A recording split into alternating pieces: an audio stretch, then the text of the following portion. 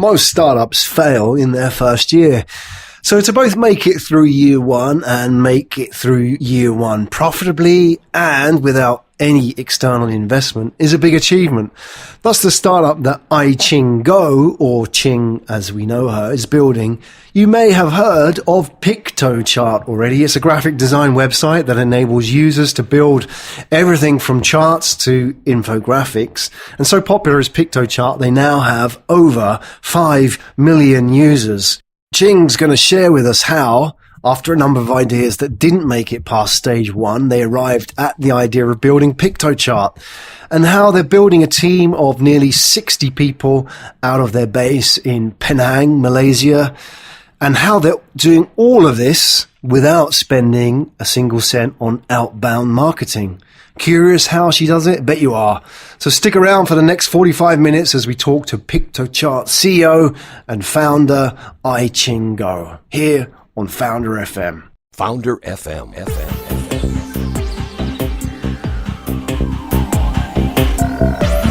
You're listening to FounderFM with your host, Graham Brown. Hello and welcome to FounderFM. This is the voice of the entrepreneur. My name's Graham Brown. Today I want to introduce you to Ching Goh, co-founder and CEO of Piktochart. She's an experimenter, unconventional entrepreneur from Penang, Malaysia. We're going to talk about growing a startup profitably on your terms, what it means to take on or turn down investment, and the importance of culture in building your startup. Welcome to the show, Ching. Thank you for having me, Graham. Great to have you here. Penang, Malaysia. As we were saying off air, we already had a guest we had Rina from Penang, Malaysia. So you're from Penang, Malaysia. What is it about Penang, Malaysia that produces so many entrepreneurs? I don't know whether it's a mysterious combination of good food, the sea, and, being in an island that makes people want to become entrepreneurs. But I think it's produced quite a number of some really excellent entrepreneurs just from this island alone. It's a great place. Excellent. That's where you're based. We'll talk about your business in a minute, but you've got a lot of accolades to your name. You're the finalist for the MIT's 35 Innovators Under 35, a member of Forbes Technology Council Asia. You're getting a lot of recognition out there. Is it because you're unconventional? Why do people seem to latch on and like your story? I think, it has to do a little bit with the unconventional part and possibly a fact that I've also been involved in a couple of mentoring opportunities like at Founders Institute and being quite active at the local startup ecosystem. I think those kind of things help it helps the company, but it also helps me as a person in order to learn more from the ecosystem and work together with other startups as well. Great. Well, let's talk about Piktochart, Ching, because this is something that people will be familiar with. Sure. First of all, for those that haven't experienced Piktochart, tell us what it's about first. Sure. So in assuming that, you don't know anything about Piktochart, we think of it as an easy to use design tool that helps people to upgrade the communication materials to be able to capture attention. So initially, the first product that we have is an editor that helps you to design infographics. But since then, we've actually moved on to also provide presentations, reports, posters. So anybody without any knowledge at all in Adobe or any sort of creative suite can use Piktochart in order to create some really compelling visuals for their work or at school or wherever they may be using it.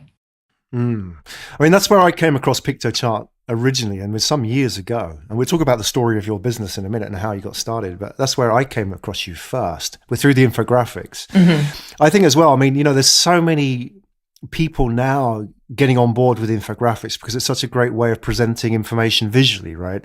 I think you look at somebody like Neil Patel, he's a great fan of infographics, right? And people like him are sort of able to convey a message very well through, a single graphic, right? And it gets so much sharing and so much, content out there, and it gets shared around in social media and so on. I think it's a great way that, it seems to be you're in the right place at the right time. Yeah.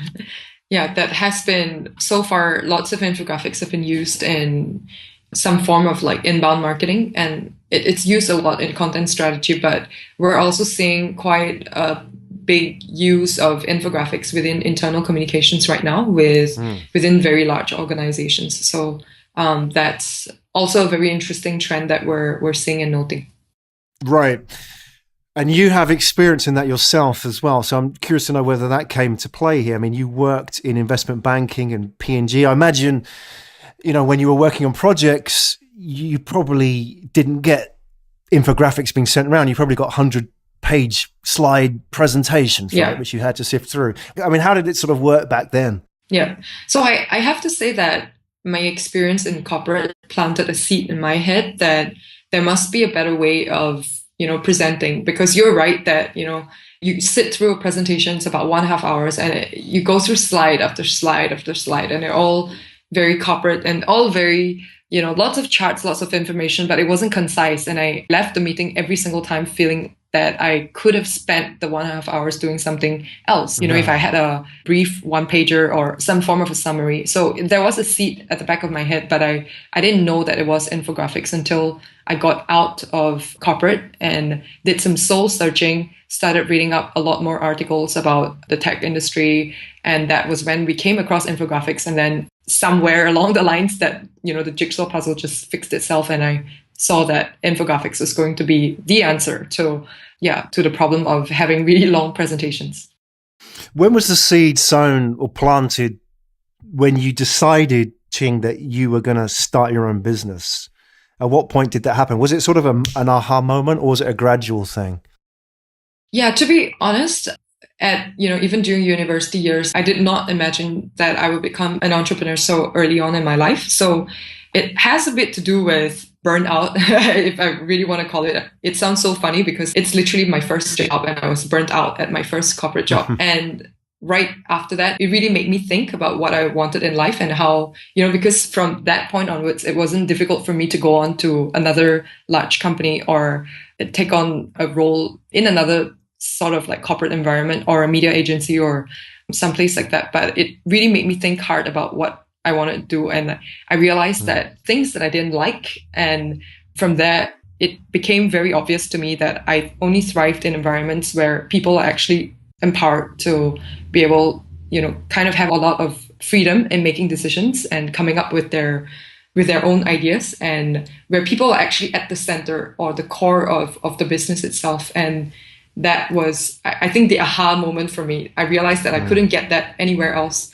working in, at least, back then there wasn't a very strong startup movement in Malaysia. So the only way was to create our own environment to be able to do that.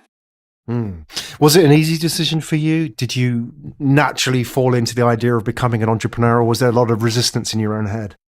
There was a lot of resistance. Once you have a monthly expense, you gradually build your own monthly expense to a certain degree where you're no longer able to cut out on different things. So it was, in terms of like finances, it felt like it was a huge leap of faith, because back then it wasn't just myself quitting, but my then boyfriend, who is now my husband, also quit and left his job. So that was like literally two of us at the same time.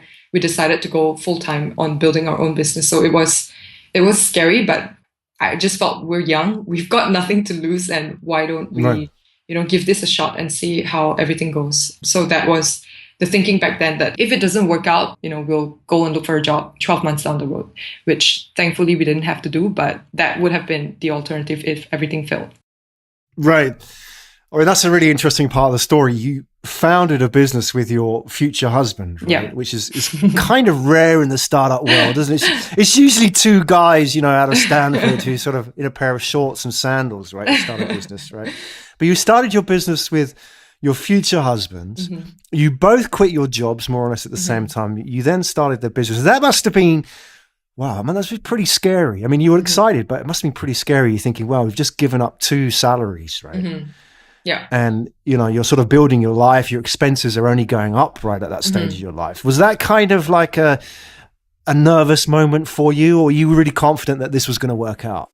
Yeah, I think I wasn't even as nervous about the financial aspect. So one of the reasons moving back to Penang from KL was that KL obviously is the capital of Malaysia, has much higher living cost and expenses compared to Penang. And we felt that we will be able to bootstrap this for a short amount of time in Penang. So that kind of took away half the fear, maybe, like being closer to home did make me feel at somehow like some sense of a security. The other thing I think about my feelings at that particular moment was more centered around our relationship. So we were both obviously quite young, and just thinking about how, we're going to survive the personal relationship as well. And I know there are lots of people who say, don't do this together with your, with your other half. And up to today, I still say it's really not for everyone, because for the both of us, we went through the first 2 years for us working professionally together was challenging. It was definitely challenging. You have to learn. Being in a romantic or a personal relationship it's a completely different dimension when you bring it into the professional world. You have, suddenly you're looking at your partner with like KPIs and metrics that you both need to hit. So it gets very awkward. But also at the same time, right now, I mean, we're doing this for close to 5 years together now, and I would not have chosen anyone else. And I know that he's like the perfect partner for me, because I'm a lot more driven. I'm the type of person who can become a workaholic very easily. Actually, he's also half a workaholic, but he's a lot more balanced, and he's really got his head on his shoulders, basically. And I'm the type that would take crazy amount of risk, and I'll just be like, let's do it. And he'll be like, no, let's consider the other side. So he kind of, we both balance each other out. And I feel in terms of co-founding a team, we have a lot of skills that are complementary to each other. So Andrea's actually been I think, probably the most perfect co-founder I could have asked for. Well, that's great, isn't it? I mean, any kind of business relationship, start up two people together, it's like a marriage anyway, isn't it? I mean, whether or not you're actually married, or whether or not you're just working together, you got to think about this. You're probably spending more time with that person than you are with your spouse, if you have a wife or a husband back home. And that relationship is so important. A lot of people do say don't go into business with a family member or a friend, or that kind of advice is quite popular and common, right? But it's not for everybody, right? I mean, some people make it work, and obviously you have. So I think that's fantastic that you have done, because there's a great sort of complementary skill set there. So sort of take us back to the beginning. How did it actually start? When you've now left your jobs, you know that sometime, a matter of weeks, your pay is going to dry up, right? And now you're sort of digging into your savings. You kind of have this idea of what you're going to start a business. How did it all kind of come together and start? Tell us, the early stages, what happened with the business? Yeah. So to reveal a part, at least, I was actually quite sick after I got out of the corporate episode that I had. So I actually spent 3 months of soul searching, and back at home, because I wasn't feeling very well and I couldn't do too much of my usual self of like getting out there and being in networking events and all that. So that required me to really think about the type of company we wanted to build. And actually, infographics came very much further down the line. Andrea and I, first to try to sustain ourselves, we created a web development agency. So we started hiring, because even if I could run the business and the finances part of things, the both of us couldn't design. He was a programmer, but we both didn't have the skills to design. So I tried learning Photoshop, but that was all, futile. Like it went nowhere. But so we got the first 2 designers, and then built a web design agency or web development agency. And then we started thinking about what kind of product we wanted to build. And there was a long list of ideas that we had. We discarded many things, from events listing company to, we thought about a very small toiletry line. We thought about lots and lots of things. Like we had this document in Google Drive, and we called it the star ideas. And I think at that time, before Piktochart, there were at least 45, maybe around, discarded ideas before we got to infographic. Right. And when I saw it, and when I thought about, how difficult it was back then for me to sit through all of those presentations or try to create them on my own, even in such a large environment, I felt that it really had a lot of potential. And we started out trying to Google, for an infographic design ad. And I was so surprised. I remember that I was like, it's impossible. How has nobody thought about doing this? So I took it and ran to Andrea, and as usual, with my overly enthusiastic position, I came to him and was like, we should build this. It's going to work and it's going to be amazing. And he was like, this is so not going to work. Like, we have no idea how to build a software as a service type of company. We have no idea how to, put everything on servers. We have no idea about any of this. So I was like, well, let's just, give it a try. There's no problem anyway. So we started looking for accelerators. And back in 2011, there weren't many accelerators here. I think the only ones that were probably alive and well in the world were Y Combinator and like Techstars. So the closest we could get to, because Y Combinator it's quite a long application process, and you know that it's pretty competitive to try to get there, plus uprooting ourselves and trying to survive in the US for a couple of months. I felt that wasn't very wise. So we looked closer to home and we found one in China. So that was China Accelerator. So we applied, and within 30 days, literally we got in and we're in the program. So that was fast. And, the accelerator also kind of really liked the idea. And that was the first like validation that we had. But during the time while we were in China for 3 months, we learned all the basic stuff. Like I didn't know what an MVP was. I had no idea what the lean or agile movement, or like I had no idea about all of these things. And I picked up a lot of the basic terms, or like how to use Google Analytics, like very simple things while we were at China Accelerator. So that helped to set us up. And we continued building the product after that. And in 2012, March, we launched to the world. And that was, from there, the story just, it just kept building, and we're here where we are today. Right. Well, let's tell people where you are today, and then we'll go back and tell people how you got there. Because, it's a fascinating story, especially how you bootstrapped the whole thing. How many employees do you have, and how many users do you have at Piktochart now? Yeah, so we have, in terms of employees, including us, there are actually 57 of us. Most of us are in Penang, but there are 11 of us who are working remotely. And in terms of users, there are more than 5 million registered users on our database right now. Fantastic. So you started this out, you went to China with just an idea, right? You didn't even have a product at that stage. No. You came out of the accelerator, you learned all this jargon and technology about MVP and lean processes, and you came out, and at that point you had an MVP yourself. Did you have something ready to throw at the market? Was it something that you could sell? And where were you when you kind of left that accelerator? Yeah, it was a functional prototype, but it was ugly, to say the least. Like, if I look at it today, I still cringe because of how it looks like. We knew that it wasn't ready for launch. So after that, the accelerator, we took a couple of months to try to refine it. And then we launched it when we finally felt like, yeah, this is something where we could potentially monetize for a very small sum, just see and, just to check and make sure that not everyone's going to try to want to use it for free, because that was one of the major concerns that we had, that we will be able to launch this and people will use it, but we won't be able to monetize that. So when we actually put it in the market, then we saw that, yeah, people were, and we actually got users who wrote to us and went like, if you added more designs, if you added more templates right now, I would give you money. And we were like, whoa, like that is, it's nice when users come to you saying, I want to pay, like make me pay, give me a way to pay. Right. Yeah. So that helped to give us some confidence to keep moving. And if you were to start all over again and build some other kind of Apple technology, and your goal was to get to 5 million users, or you were advising somebody to do that, what was the one thing that you did in that process that you think really made it fly? We'll talk about how you bootstrapped it in a minute, but I think you've done something, and you haven't come from a technology background as well. You've done something right. And I'm curious to know what that is how did you get to 5 million users without sort of being a startup veteran and without having all that kind of investment and so on? What did you do?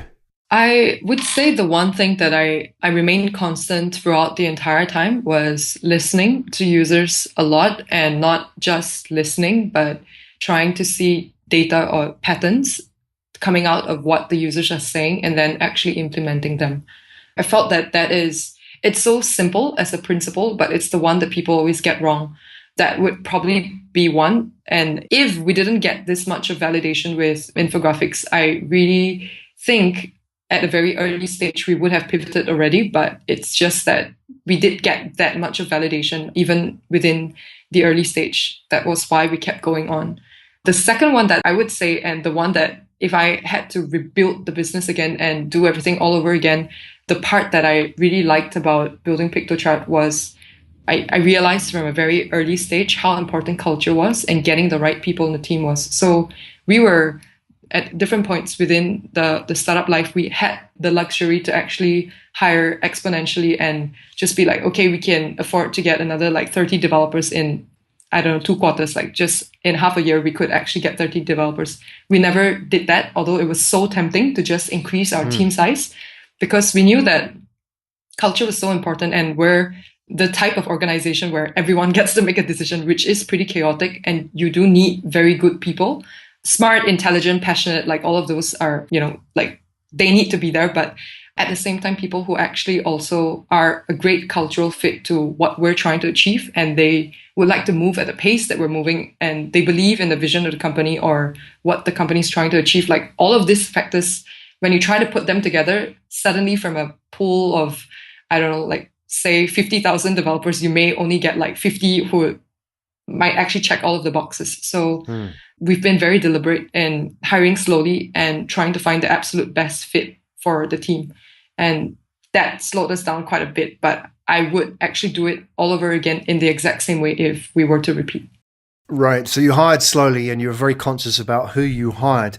Yeah. Where do other startup founders go wrong in that process? Because I know everybody wants to get good people. Everybody wants to retain their employees and their team. I mean, you have a 95% employee retention rate, right? Which I think everybody would be jealous of, right? So what are you doing that other startups are kind of missing out on?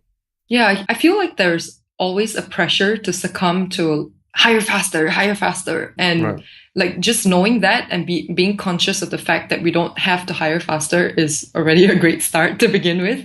The second one is that we've also tried to lay out like what the core values, because in the first 2 years, I was doing all of the hiring by myself. Like there was the decision-making process was fast, and it was just Andrea and myself. We do the interviews. Okay, this guy, okay, then, put him through.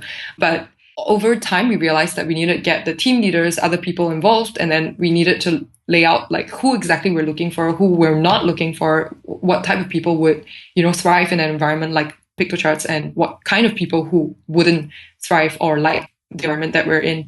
And laying those things out early on, being clear, was extremely important.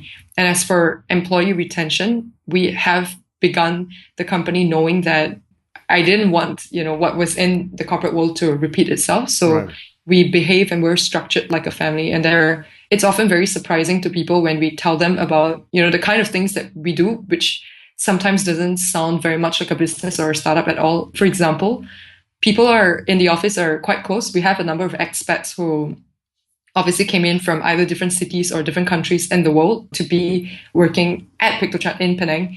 And, most people would just rent a place on their own or share an apartment with lots of, different strangers. But people in Piktochart always group together and they always find their apartment. So basically they see themselves inside of work and outside of work as well. So that's already extremely uncommon.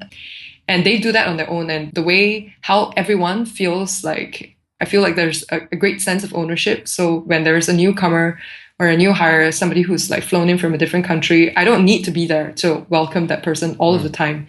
Everyone is like, they're so good at doing that I'm sometimes amazed at how they behave like they're the host or the people who are like bringing them in. And there's the whole atmosphere, whenever somebody steps into the company, they know that everyone there genuinely cares for one another. And that whole structure that we chose to behave and think of things like a family, I think from early on made a very big difference. But with that, there can also be a couple of sacrifices, if I have to say, or downsides, because the other view would have been to try to grow the company as a sports team. That type of environment would have a little bit more, I think, aggressive and more performance based. And although we're trying to now also like adjust ourselves so that we're not too much on just the cultural values and things like that. And obviously there are some performance things that need to be built in, but we're trying to do that without losing the core or the essence of who we are as a family. So there's a very delicate balance, I think, when you're trying to operate as a family that needs to also, measure up to the standards of the world.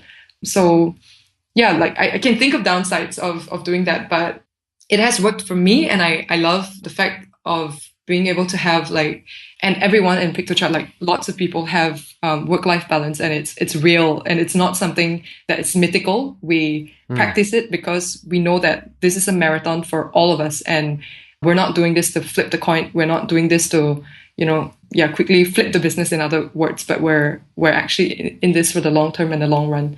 So we need to build in like very serious commitments to our families and work-life balance from the beginning of the inception. But all of these things, they're just coming out of my mind. Well, it's great. I think you've really gone out this, consciously to establish a certain type of business. And obviously that's been influenced by your previous experience working in the corporate world. And you've probably looked at it and said, this is what I don't want, right? So let's build something which is not like that for people who don't want that, right? Yeah. And you've attracted a certain type of person, and that's created this culture. What I'm curious to know is, how does that actually reflect in the business? Because, it's great that you have this kind of environment where people can feel welcome, and everybody can sort of be involved in training each other and all that kind of that very sort of flat structure, which is a utopian vision of a startup for a lot of people to work towards. But what does that actually reflect in the hard nuts and bolts of the business in terms of the sales or the product development or the innovation or whatever? I mean, can you actually sort of give tangible examples who said, look, this has come out of that, right? Because I'm sure people are looking at this thing thinking, well, that's great, but, I love my testosterone-driven sports like team where I can just kind of get everybody to bang the telephones and knock out 100 calls a day, and we're firing them left, right, and center because I can get results, right? Yeah. How would you sort of counter that with sort of tangibles from your side? Yeah, so like what I believe is that if you give people enough of authority or like decision making power, and you hire really smart and good people, they would likely, and it's not very scalable for one person to constantly be the taskmaster or the slave driver.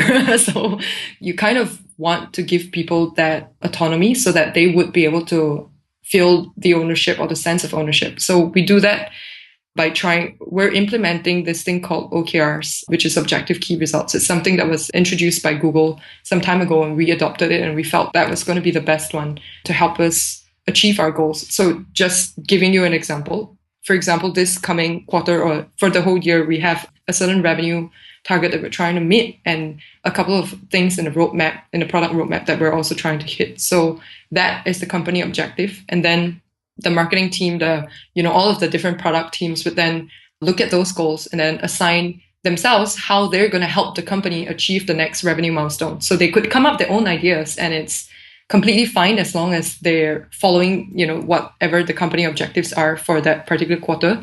And from there, the individual team members would then follow whatever the team has assigned for their objective to be for that particular quarter. So we didn't get this right the first time, but now that I think this is the third quarter that we've done it already, and we can already begin to see some results because people have started then aligning themselves to, okay, I have to make this many webinars in order to drive this much of conversions, in order to get this much of revenue.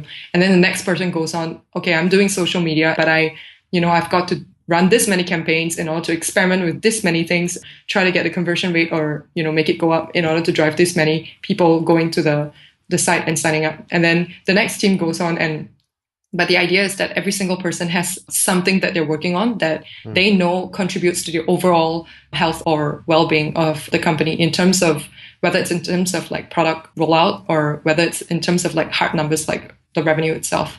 And each and every team, including even the finance and the HR, they all have something that is related and tied back to the company. And I found that was super helpful because developers or whoever it is, they actually want to see some tangible result of how their contribution is actually helping the company to grow. And that has been one of the more, I think, transparent ways. And we regularly try to check everybody's OKRs and make sure that they're not too relaxed. And you will see when somebody's OKRs is too relaxed, because someone else would, in the same team would be driving this many campaigns or, trying to drive this much of revenue, and it's all reported transparently for the whole company to look at. And then you see somebody who's like, driving 1/10 of the amount or the campaign. So then we would challenge whoever it is who, may have set lower objectives or key results for themselves and, kind of query them or ask them like, hey, what's going on here? Are you having some obstacles, or do you just need to dream bigger? And so I think things like that have helped to keep us, they don't sacrifice our core values of running and operating as a family, and still people get to make their own decisions, but they help to a much bigger degree for everyone to have that sense of ownership and still drive results for the company. So I feel like it worked out for us, but I have to say that this is not something that every team or every company could adopt. So, and there's always a very fine balance between trying to drive results and personal relationships within the office as well. But it's something we're still learning. But right now, these are some of the things that we're trying to work out to make sure that productivity and the culture that we have are living harmoniously together to help the company to get to the next level. Well, it's working so far. There's a couple of facts which I find interesting about your business, about Piktochart. Firstly, you say you were profitable within 3 months of operation, right? Which, I mean, that's unconventional. I don't know how many startups by comparison can get profit within 3 months. And the second thing as well, I think is nice to note, you don't spend it on outbound marketing. Yeah. Right. So I guess these two are interlinked as well, because marketing is a big chunk of profitability, right? It's one of the most expensive outlays for a growing startup, right? Yeah. So did you consciously go in with these two objectives in mind, to be profitable and not to spend on outbound marketing, or did they just happen?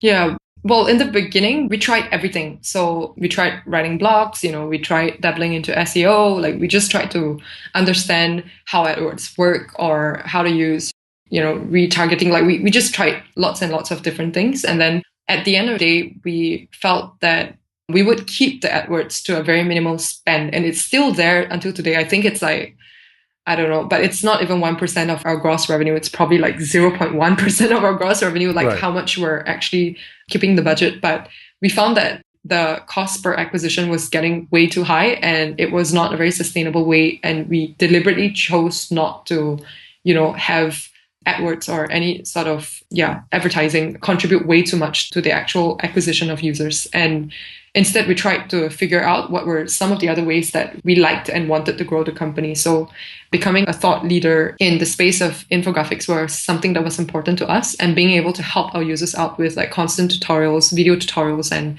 webinars and things like that. That was the approach that we wanted to go with to build a community. And that is still the approach that we're taking until today. So they have to do more with like, PR. They have to do with, we do lots of things like, whether it's online or offline, but we try to do events where our users could meet up and ask questions, or, just kind of bond with each other and understand how infographics work. And we usually end up having some fantastic ideas about how to do better collaborations or which data partners to work with in order to generate more infographics and things like that. And they've always come from our own users. So our guest bloggers are our users, and that approach worked out for us. So we just doubled down on that and continued working on that for a long period of time. Yeah, that's fantastic that you've achieved that. You've experimented with a lot of different things. And, I think the fact that you have been conscious about educating the community as well has been probably one of your biggest success stories in terms of marketing. But creating all those webinars and the videos that, you're constantly putting this content out, this helpful content, as well as establishing yourself as a voice or an opinion leader in the infographic sector, I think is great, right? Because that sort of, flips traditional marketing on its head in a way. And it's sort of very much the goal of modern content marketing, isn't it? To establish yourself as an authority, teaching sales, that kind of thing. But it's working for you, right? That's fantastic. Hey, listen, look, if I was starting out, right, imagine I'm a lot younger than I am. I'm just kind of getting out of university. I know I don't sound it, right? Just kind of like, just imagine I'm a wet behind the ears graduate, and I kind of want to do what you do, right? I've looked at your story and I think, Ching, it's fantastic. I want to grow a profitable business on my terms with 5 million users and a 95% employee retention rate. I want to walk into the office and feel like, I really want to work here today. I feel like inspired by the people around me. I'm not involved in office politics. I'm, around people who can kind of really help me grow as a person, right? I just have an idea. Where do I start? What would you advise me in that situation? I've just got an idea. How do I then turn that idea into something that you've created like now?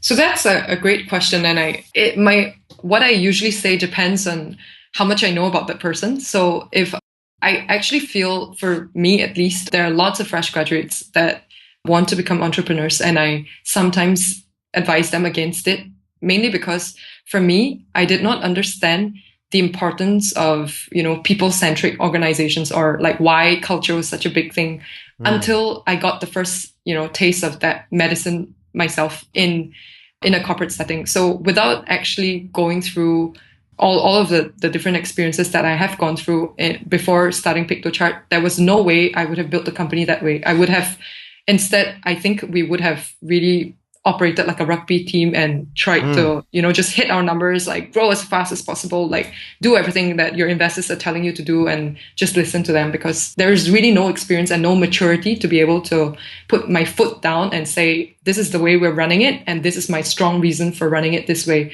I wouldn't have had that conviction to remain firm for a long time. And I think that it actually made a difference for me to get some experience. So that is for fresh grads. But for people who have actually, I think, like got some experience outside and they're very sure about that idea, then the next thing for me is to kind of figure out what is it that I want from this business in the long term, imagining that it's actually successful. Do I just want lots of cash and, sell it out? And like, basically there is also a different way of building a business, and that has worked for some people, which is you work, 80 hours per week for 2 years, and then it's successful, and then you move on to something else. And that's fine for different types of entrepreneurs. But like for me, I was very sure from the early days that what I wanted was a sustainable business over a long period of time. And we're going to do this by running a marathon, and it's not going to be a sprint. And how do I then run a marathon without making sure I'm not burnt out and all of my people are not burnt out, and we're all happy doing this? And I want to make sure that people go in without Monday blues every single day. It's, it's a happy day at work, but we still achieve our results. So thinking about that end goal in mind, and then trying to reverse engineer that and see what are the necessary environment, or how do we need to structure the company, what type of business we need to go into, what kind of clients we'll be working with, like all of these things, it became easier for me to figure out once I figured out what was the end goal, and how, the how to get there was secondary. It was where am I trying to get to at the end of the day? So yeah, I think it would have been that, just to kind of ask ourselves, like, what is the most important thing that we want to get out of this business right now? Those are great pieces of advice there. So just to summarize, if you'd say for somebody who was a new graduate, there's a lot of pressure, isn't there, for that person when they look around in the entrepreneurial world to drop out of college and start a business, because that's the kind of narrative that we're now familiar with. Mark Zuckerberg, Bill Gates, that kind of thing. Yeah. But what you're saying is, don't rush into it. It may actually be better, and part of your training to go into the corporate world, learn what's broken, right? What doesn't work in that, and get some skills as well. The corporate world isn't useless for the entrepreneur. Yeah. So, this is bankrolling your education and training, right? Go in there, get some contacts, get some experience, and then move on. And then your second piece of advice for those who have experienced it, be very clear and define the type of business lifestyle that you want, right? And I think for a new entrepreneur, that's probably a bit of a challenge, isn't it? Because they kind of think all businesses are the same. But what you rightly say, that there are actually very different types of businesses and very different paths you can take. There's one where you can kind of, you can do the investment earlier on, rapid growth, sell the business out at the the peak of the curve, and then move on to the next project. There's that type of business. Or there's another type of business, which is what you're doing, which is growing slow and organically, right? And consciously, be very conscious about how you're growing it and managing that business. Yeah. And, being profitable and managing that sort of profitability from earlier on. And people don't understand necessarily that there's two options there. And I think you've rightly pointed that out. So for somebody looking at that, is probably the best thing is to look at examples like yours, right? If somebody wanted to grow that kind of business, they should look at your business, right? Or even come and work for you, right? That would be fantastic, right? Yeah, that would be. I think that is great advice for any kind of would-be entrepreneur. If you don't have an idea yet, or maybe you don't have an idea that's ready, or, you're not ready yet to start a business, go and work for a startup, right? And get yourself down to Penang, right? And work for these guys. That's what I would do in that situation if I kind of was stuck for a starting point, right? I could join an accelerator, do an MBA, or get down to Penang and join these guys, right? Yeah.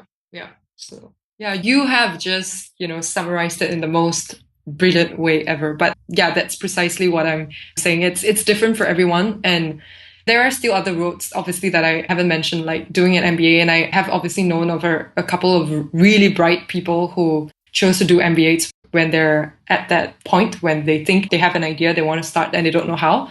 And there is no right or wrong. It actually depends on, different people. For some, they feel like the academic requirement or, like they feel like that's going to be the best way for them to jumpstart or kickstart their career as an entrepreneur. And whichever it is, there's no right or wrong answer, but these are just some rough things that I'm observing at least. Yeah. Well, I really appreciate you coming on and sharing your observations with us today. That's Ching Goh, everybody, an inspiration, role model for every entrepreneur, co-founder and CEO of Piktochart, experimenter, slightly unconventional, but we like that, right? And I'm looking forward to getting you back on in the future, 6-12 months down the line, and see what the latest is with Piktochart, what your latest lessons learned are, because you guys are growing. But I think, as a role model for entrepreneurs, especially the type of entrepreneur that we talked about today who wants to grow in a conscious way, I can only wish you all the success, and hopefully you'll come back and share some of those stories with us later on. Thank you so much, Wim. It's been an absolute pleasure to be here. Founder FM, voice of the entrepreneur. Find out more at www.founderfm.com.